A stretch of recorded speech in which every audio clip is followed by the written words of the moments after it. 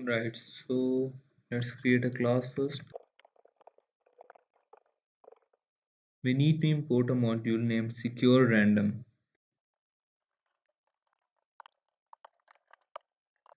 So let's create the main first.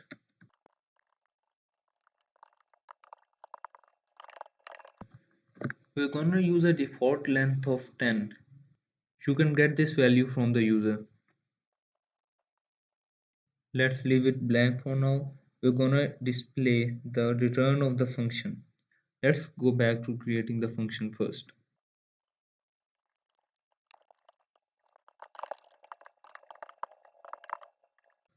So we're gonna need a character set. Let's do that real quick.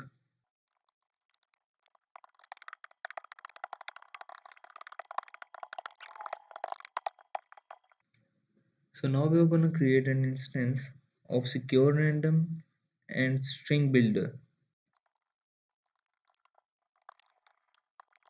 So now we're gonna create a loop whose each iteration chooses a character randomly from this given ASCII alphanumeric range and then append it to the string builder instance SB.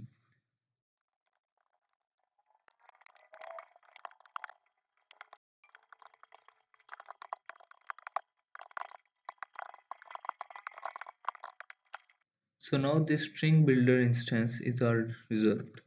Let's return it and pass this function into right here. Now let's just run it. So this is our random password that is generated.